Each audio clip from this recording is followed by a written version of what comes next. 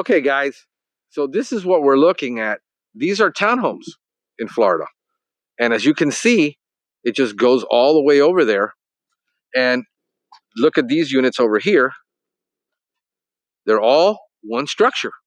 So this is no different than treating an apartment building where you have one structure.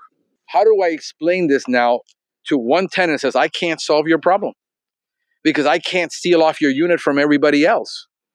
I can just keep trapping and charging you to come out and trap and continue to charge you to trap. And if the winter, it gets cold, every time it gets cold, guess what? Those rats are going to get in.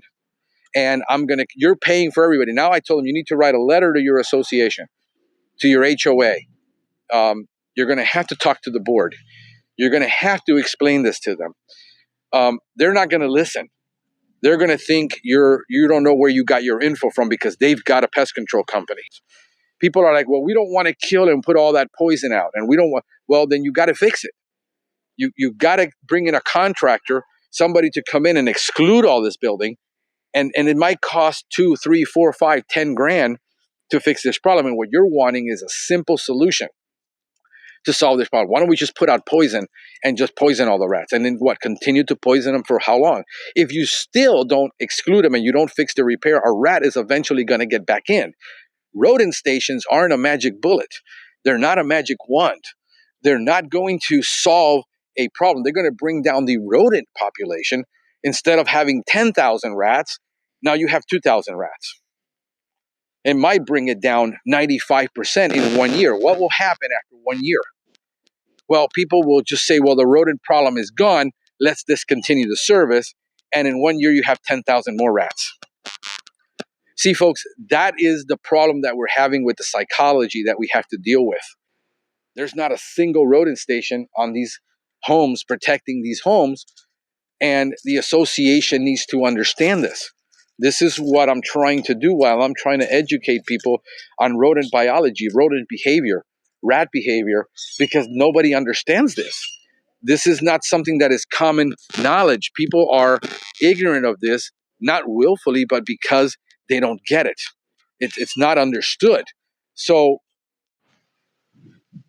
rats, if you had wildlife and you're using second generation rodenticide, that's the concern, because it will live. The product is not metabolized like first generation anticoagulants. It stays in the rodent. It doesn't metabolize in the system. It doesn't break it down, which is what the metabolism of it is to bring it down. And it doesn't do that. So when another animal, like a dog, may eat the rat, because, dogs will bite stuff and eat it. They're that's just the way they are. What'll happen is that the dog may get poisoned by eating the rat, and with a second generation. So that's why I don't prefer them. For maintenance, I rather use a first generation anticoagulant. It's still a poison, but it's a lower risk because if it will break down in the system, it just takes longer to kill the rats. So how much longer? We're talking 3 to 5 days difference, guys. We're not talking like this massive amount of, like, if we put out rodenticides today, within 4 days, all the rats in the area are going to be dead. That's the misconception of rodenticides. If we put out brand new stations in this place, it could be 2 weeks before a rat actually gets inside the station. Why? When there's new plastic smell on that, it has to wait till they get used to it, because we all of a sudden put in the new plastic in the rodent stations will prevent rats from actually get in. If there's no food in this area, they're going to eat anything. But if there's abundance of food, if there's seeds in the ground from all those live oak trees, what's going to happen is that they're going to have plenty of food to eat. They're already adapted to eating something else. Why would they go into a station and eat something synthetic that is competing? This is what people don't understand about rodenticides. That putting out poison isn't necessarily an instant solution to this, because they have to get into that station and they have to eat that bait. And it all depends on the type of bait. With first generation, you have to go back for multiple feedings. They got to eat it multiple times during multiple days. This is why it could take 14 days before you see them even eat your bait up. Where in other cases, you'll put out a station and instantly they're eating all the bait and it's gone within 4 to 5 days. So when you install a station and you're putting out bait, you need to come back to that station in 4 to 5 days, inspect that station, maximum 7 days, to see how much bait is actually being eaten. Sometimes you might want to do as a buffet of rodenticide. This is what a homeowner doesn't understand, that you put out a bait and it's competing with other food, they're not going to eat it, and they're not even preferring it. So if by putting 4 baits, like maybe using a second generation like First Strike, and then using Final, and then using another type like Top Gun, and trying 4 different baits, because the palate is different. All of the baits will kill the rodent if the rodent eats it. The question is, you got to get them to eat it, and that's the challenge. We can't make a rodent do something when it's against their biology, and we're not dealing with paint. We're not dealing with a video game here. We can manipulate certain things. We just can't do that all the time. So what I talk about is, hey, if you're putting out rodenticide stations, you need to pay that company to come back in 7 days. Not just put it out and say, we'll wait 30 days. What if the population is so high and they eat it all, and now you still have a population that hasn't eaten any bait? What's going to happen? You're still not going to get control. Just because they're not eating your bait doesn't mean there's no rodents in the area. It could mean they're not preferring that bait. So you need to now put out multiple types of bait, figure out which one they're preferring, and then keep refilling it with that. Or they're preferring 2, then put 2. Then you need to also, now we have an issue of law. And will your state allow you to do that? Will your state allow you to put so many rodenticides in one case? And the customer doesn't understand that we have to also follow the law, and we got to follow federal law, and we got to follow state law.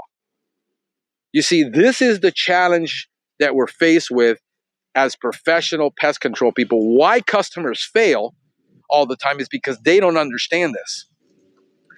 And even if I tell them, they think we're just making this stuff up. But this is what Bobby Corrigan teaches. This is what other people teach in the industry that are devoted to this. We need to be able to communicate this effectively to customers so that they understand why it is we got to charge what we have to charge, why we have to charge for a trip, even when we put the station and come back in a week.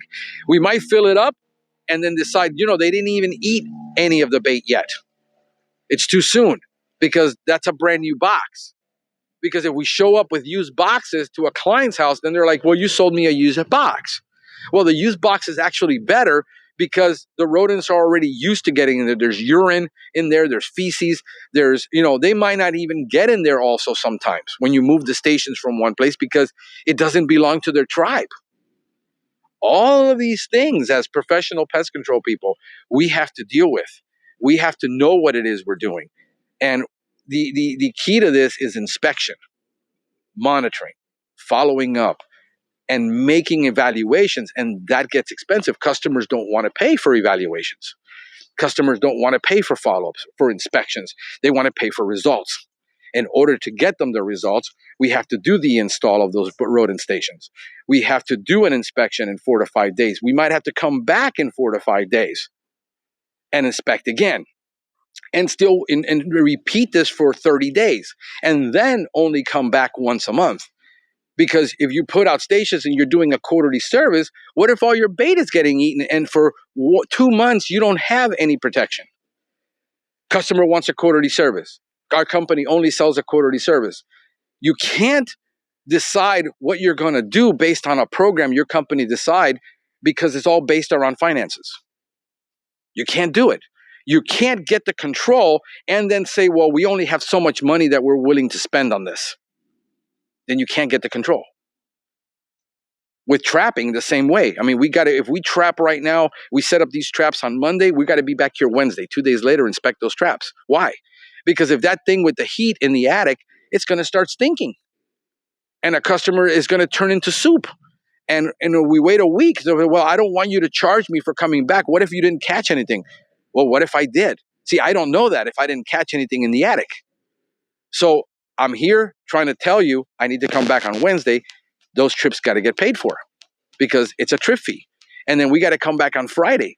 And then it's going to be in that attic all the weekend from Friday, Saturday, Sunday till Monday. Now it's 4 days, and it's going to start to stink after 4 days. So we need to stay on top of it in order to understand what is happening. This isn't an exact science. This isn't a program. This isn't a download. This isn't something you order on Amazon and you get it the next day. This isn't a food delivery that you place your order and in 15 minutes you got results. We're an instant download society. We want everything yesterday. And guess what? That rat is a living being. It thinks. It has a strategy. It becomes, if somebody else put the same trap in somewhere in this building and they use the same trap and they set off that trap and they didn't get caught, he's going to know that's a trap because he already recognized it. That they're very smart. So now they recognize that there's a trap because there's 4 pest control companies doing 4 different things and we don't know what anybody's doing. One is using T-Rex trap. The other one is using Nest trap. The other one is using Victor. The other one is using the ones from JT Eaton. And everybody's doing something different. How do we keep control? One company needs to have care, custody, and control. We can't be tripping all over each other. And that is the challenge that we face in doing rodent control. We have to deal with the psychology of the client, the emotions of the client, the finances of the client, who is in between, who's standing in between us and being able to do this service. What are the complexities that we're getting in a situational biology? We have to walk into every situation and it's different and it doesn't always work. What you did in one property isn't going to work on another property and vice versa. So I hope this helps you guys understand rodent biology and rodent problems and what we're experiencing here in Miami. This is Frank the Pest Geek wishing you a pestacular day.